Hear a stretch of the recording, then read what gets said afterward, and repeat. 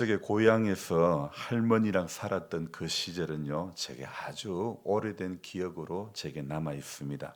가을에 홍시를 먹고 변을 보지 못해가지고 애를 먹었던 그런 것도 기억이 나고, 밤중에 이불에 대동 여지도를 그려가지고 동갑내기 여자친구 바로 옆집에 키를 쓰고 소금 얻어왔던 부끄러운 그런 기억들. 나락타작할 때 집단으로 집을 만들어 그 안에서 장난치며 놀았던 그런 일들. 흙담 무너지지 말라고 담에다가 비닐 덮어놓은 것을 다 걷어가지고 아이스케이크 받고 먹었던 그런 기억도 나고요. 통시가 가득 찼을 때는 할아버지께서 똥통, 일명 똥추말이죠. 그것을 치고 밭에 거름 무더기에 갖다 붓고 소변도 하나 허투루 버리는 것 없이 소변 담는 통, 일명 오줌 추마리에 다 담아서 지프로 마개를 막고, 그래서 이 밭에 갖다 버리고, 설거지한 물도 허투루 버리는 법 없이 밥알 한 알이라도 남아 있다고 다 모아가지고 돼지 여물 줄 때 돼지 그 댕가루를 풀어 가지고 돼지 모이를 줬던 그런 일들.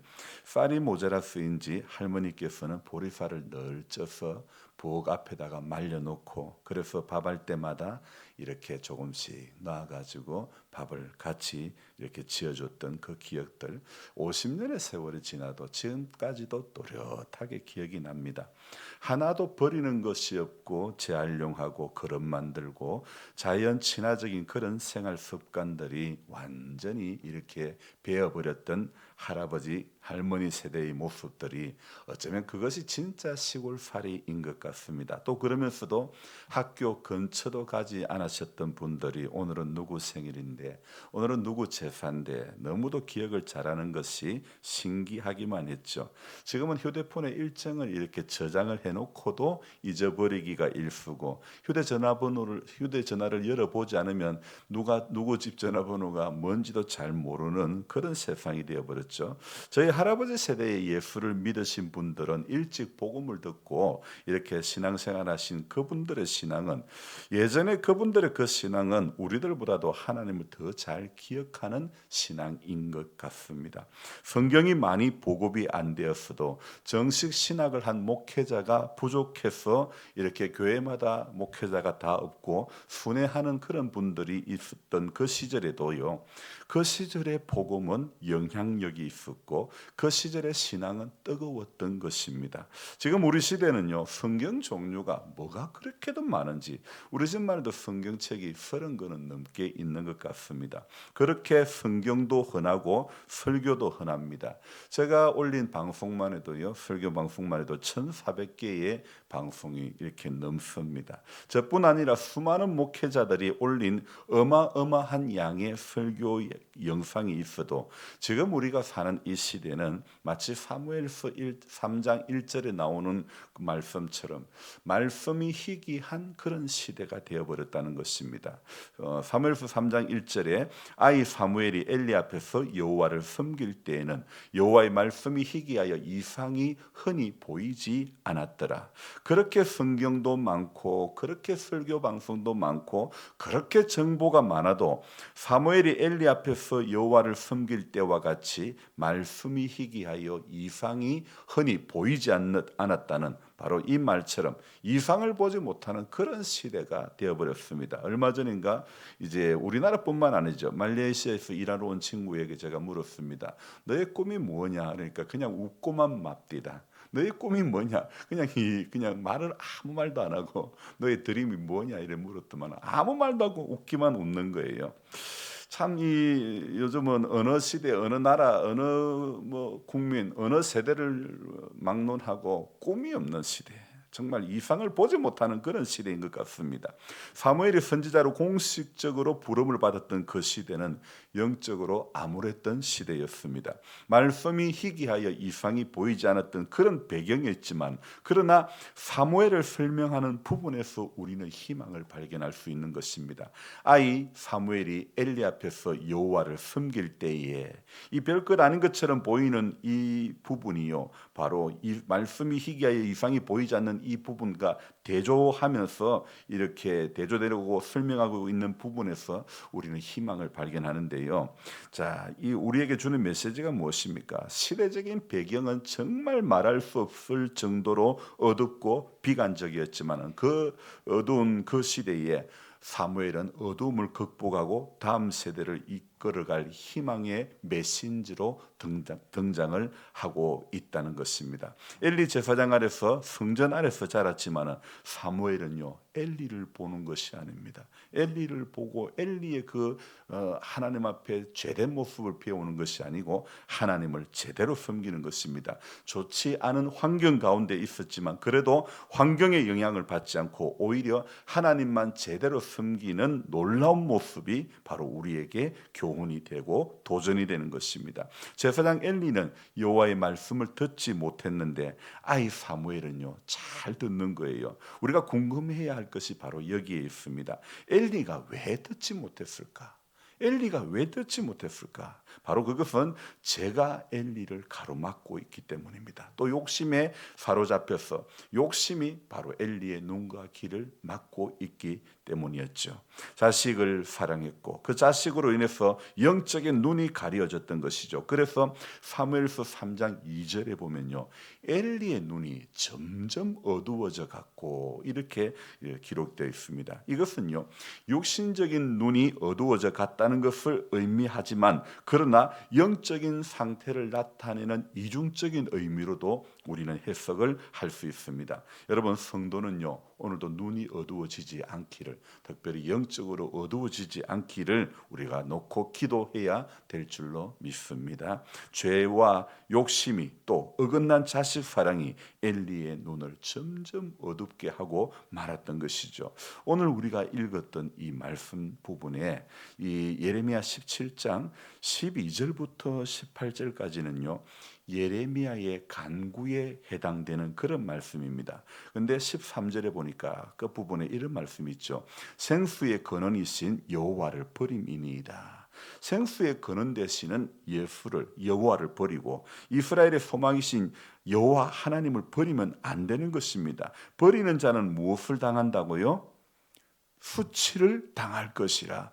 수치를 당한다고 13절 앞부분 중간에 이야기하고 있죠.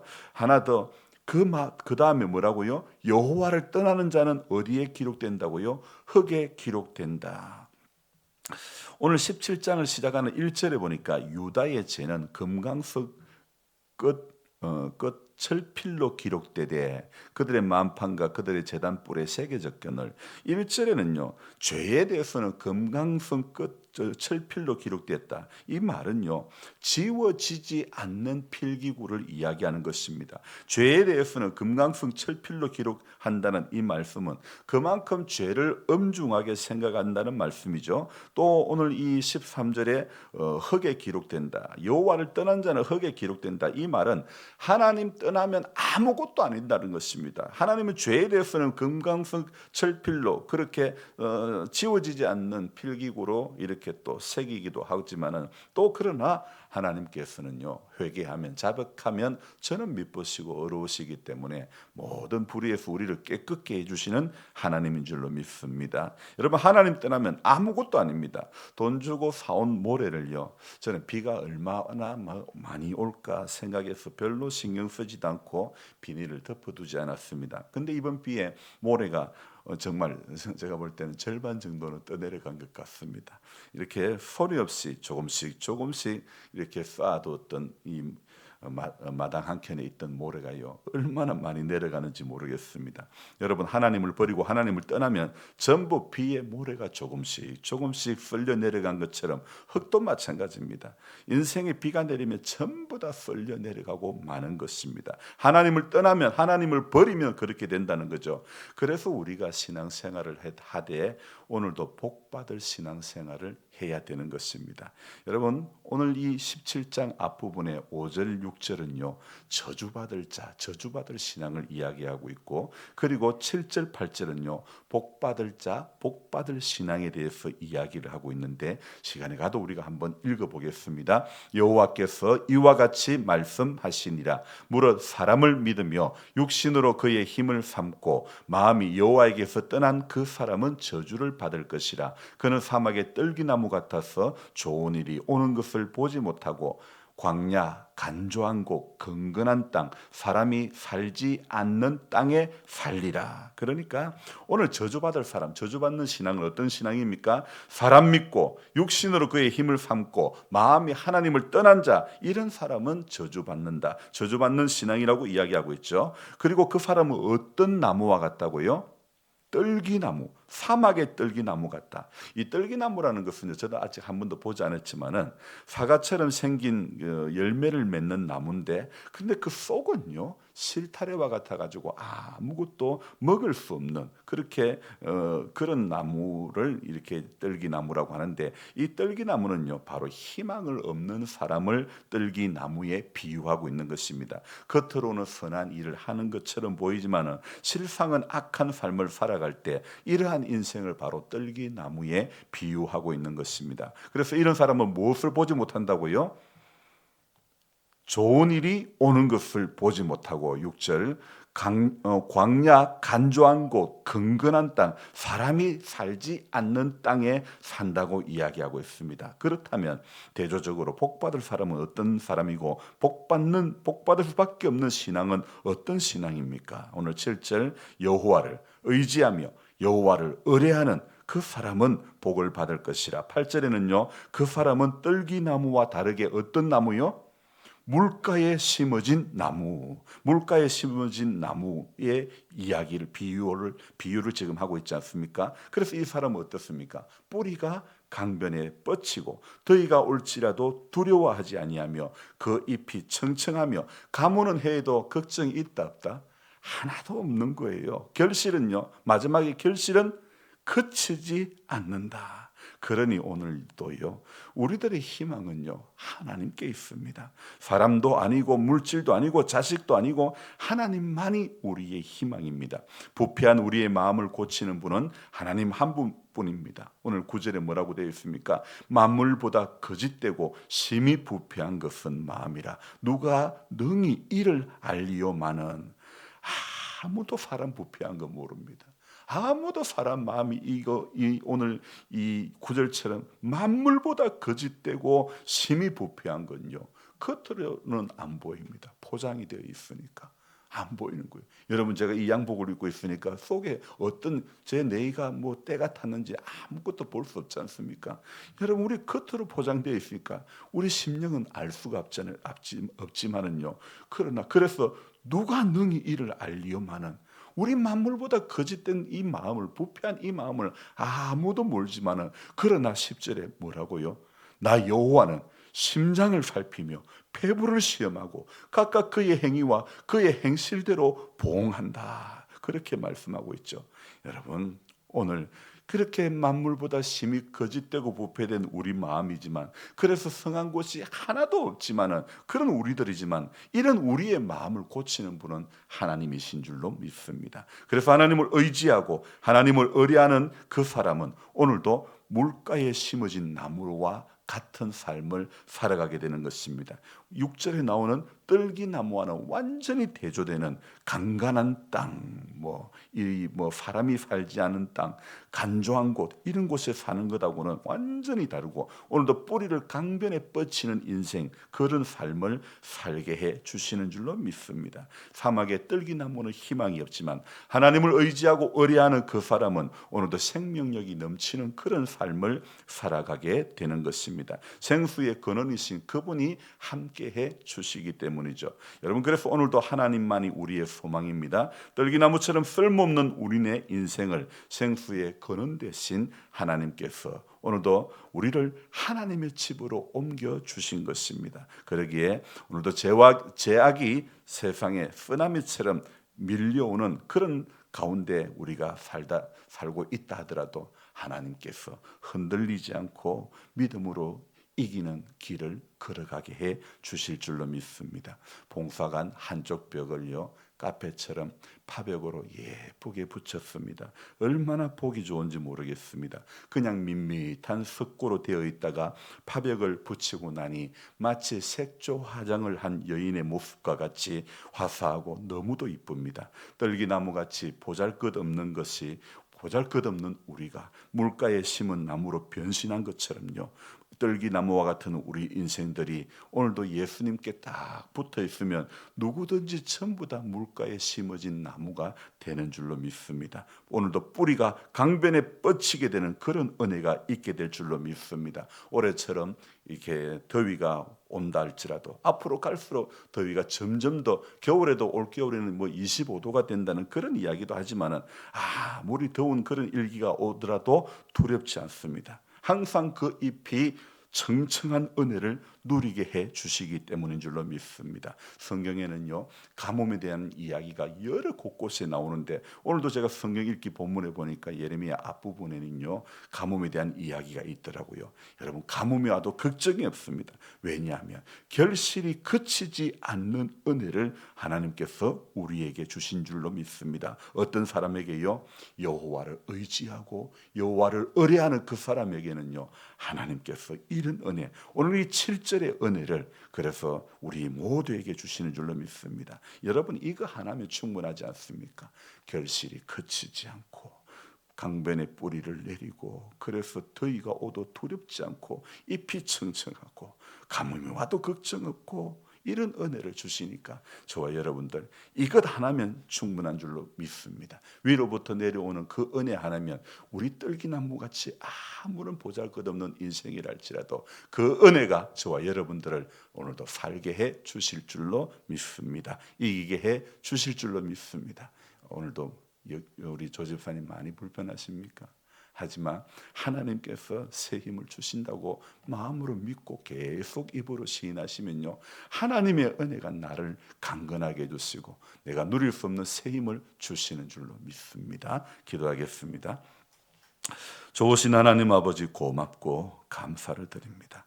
하나님의 은혜와 하나님의 사랑 때문에 우리가 오늘도 호흡하고 오늘 이 시간도 새벽을 깨워 기도하는 자리에 나오게 된 줄로 믿습니다. 하나님 떨기나무와 같이 그것도 사막의 떨기나무와 같이 겉으로는 사과나무와 같이 사과 열매와 같이 예쁘지만 속에는 아무것도 먹을 것이 없는 그런 떨기나무와 같은 우리들이지만은 그러나 하나님은 오늘도 여호와를 의지하며 여호와를 의뢰할 때에 물가에 심어진 나무와 같은 은혜, 그 뿌리가 강변에 뻗치는 은혜를 허락해 주실 줄로 믿습니다. 정말 만물보다 거짓되고 심히 부패한 우리들이었지만은 예수 알기 전에 또 예수를 믿어도 여전히 이러한 옛사람의 모습은 우리 가운데 남아있지만 그럼에도 불구하고 그 하나님의 은혜는 오늘도 우리 모두를 붙잡아 주셔서 하나님 심장과 폐부를 살피시고 하나님께서는 오늘도 선한 길로 인도해 주실 줄로 믿습니다.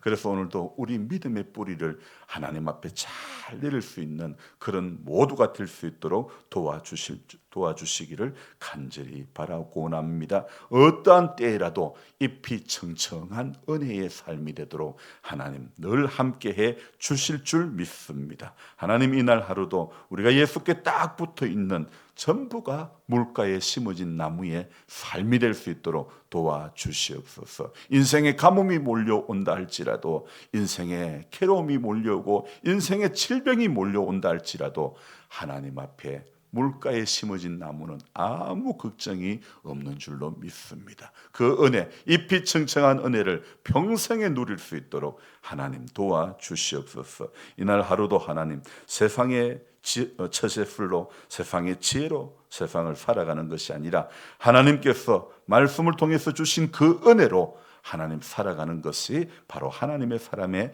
삶의 방식임을 우리 모두가 기억하고 그렇게 살아갈 수 있도록 도와주시옵소서. 주의 몸된 교회가 기도하는 자리에서 한 사람도 멀어지지 않도록 도와주시고 늘 깨어서 일보다 기도하는 것, 먼저 예배하는 것, 먼저 성경 보는 것, 먼저 신앙의 길을 걸어가려고 애쓰고 몸부림치는 것, 사람 만나서 어떤 대단한 일 하는 것보다도 먼저 예배드리고 먼저 기도하고 먼저 성경 보는 것, 우리 신앙이 하나님 앞에 서는 그날까지 꼭 이러한 모습으로 살아갈 수 있도록 도와주옵소서.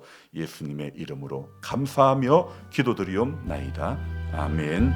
간절한 마음으로 주여 부르고 기도합니다. 주여, 주여, 주여.